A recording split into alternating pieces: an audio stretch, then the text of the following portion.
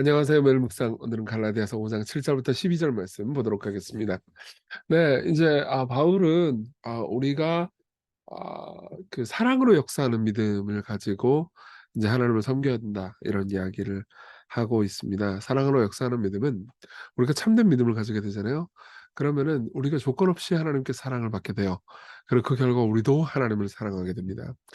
여러분 그거 알고 계십니까? 사랑하는 존재가 가지고 있는 소망은 내게 명령이 되죠. 예. 무슨 말인지 이해되세요? 그러니까 내가 누군가를 좋아한단 말이에요. 저 사람 내가 짝사랑하고 있어.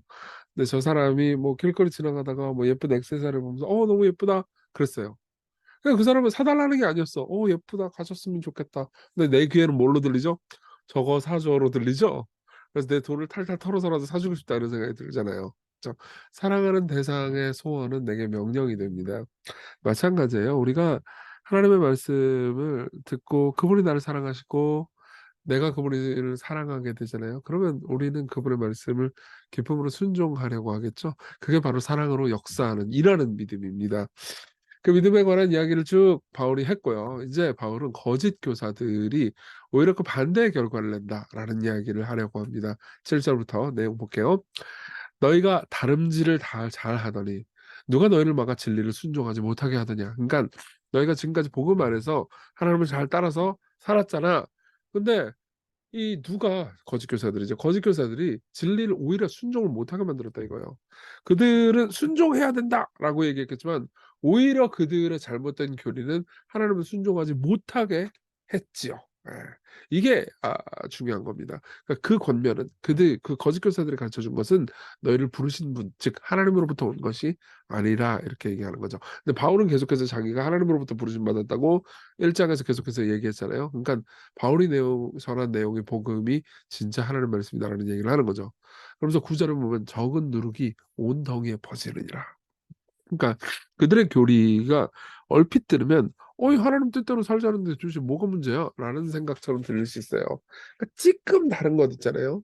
이 이단이라는 다른 단어도 이 저기 뭐냐 그 끝단자예요. 끝이 다르이 그러니까 끝이 다르다 이거예요. 그러니까 다 대체로 비슷해. 근데 끝이 좀 달라요. 근데 그걸로 말하면 뭐 전체가 다른 거죠. 그렇죠? 여러분이 깨끗한 물을 마신다고 했는데 그 물에 오줌이 한 방울이라도 똑 들어갔다고 해보세요. 그러면 이게 이 물은 99.9%는 순도가 깨끗한 물이지만 1%만 오줌이니까 마셔도 돼. 이렇게 하지 않잖아요. 그렇죠? 그러니까 이 적은 누룩, 이 그들이 가지고 있는 이단 교리가 온덩이 교회 전체에 퍼지게 되는 거죠. 그래서 나는 너희가 아무 다른 마음을 품지 아니할 줄을 주 안에서 확신하노라. 그러나 너희를 요동하게 하는 자는 누구든지 심판을 받으리라. 그러니까 그들은 계속해서 요동하게 만들고 흔들고 고통스럽게 만드는 거죠. 형제들아, 내가 지금까지 할례를 전한다면 어찌하여 지금까지 박해를 받으리요? 그래야으면 십자가의 걸림돌이 제거되었으리니 너희를 어지럽게 하는 자들은 스스로 베어버리기로 말하노라. 아마 11절에 보면요. 이런 사람들이 있었던 것 같아요. 그러니까 바울도 할례를 전했어. 바울도 받아야 구원받는다고 얘기를 했어라고 말하는 그런 거짓말하는 사람들이 있었던 것 같아요. 그러니까 11절에서 바울은 이렇게 얘기하는 거죠. 만일 내가 네 지금까지 할례를 전했다면 내가 왜 지금 이렇게 박해를 받겠니? 할례를 전하는 사람들이 이렇게 나를 박해하고 있는데 내가 십자가를 따름으로써 십자가를 지고 살아가면서 받는 이 박해라는 걸림돌이 제거되지 않았겠니? 그러니까 나는 할례를 전한 적이 없다. 나는 복음만 전했다. 이렇게 이야기를 하는 거죠. 그러면서 너희를 어지럽게 하는 자를 고통스럽게 하는 사람들은 스스로 베어버리기를 원하노라. 그러니까 여기서 베어버리기를이라고 번역된 이 단어는 할례는 이제 그 남성 그 성기의 표피를 베는 거잖아요. 그렇죠? 그거랑 똑같은 단어예요. 그러니까 이렇게 얘기하는 거죠.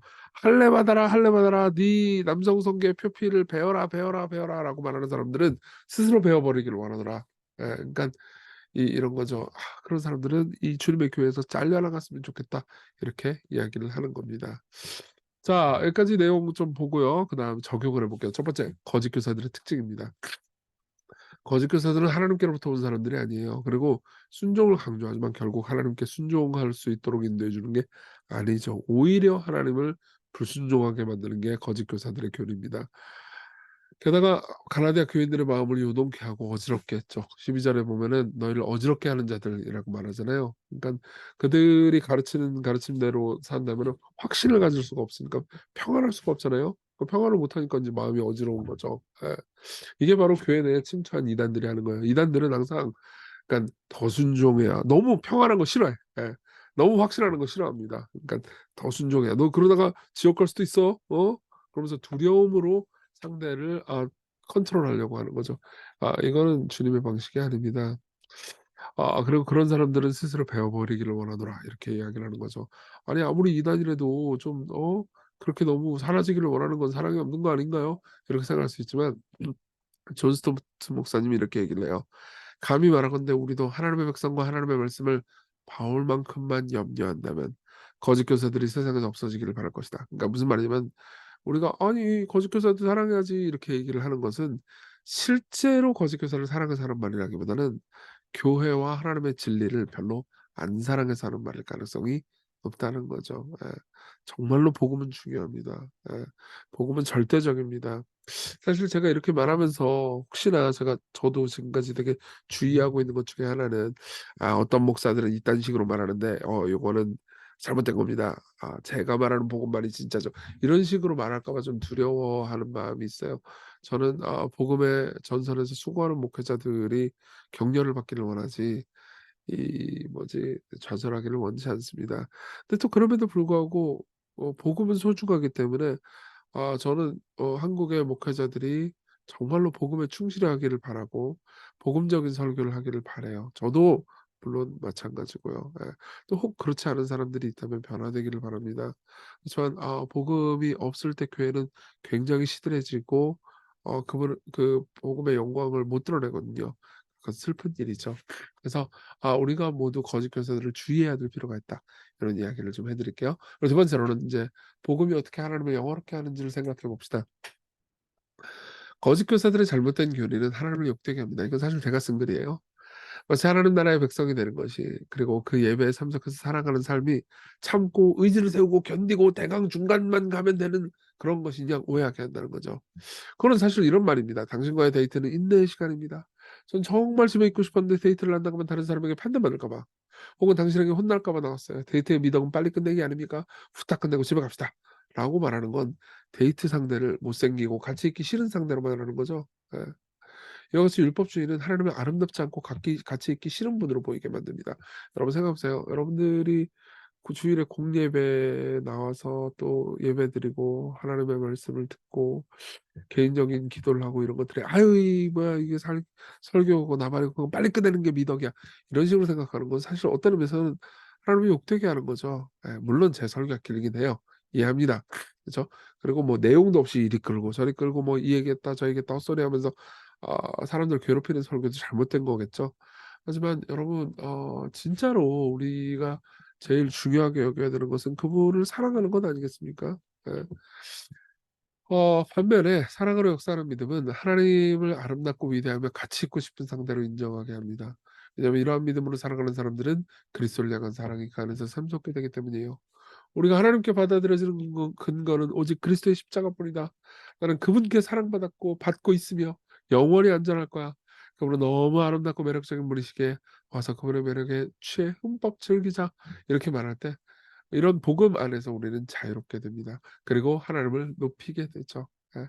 복음만이 하나님을 영화롭게 합니다. 율법주의는 하나님을 욕되게 해요.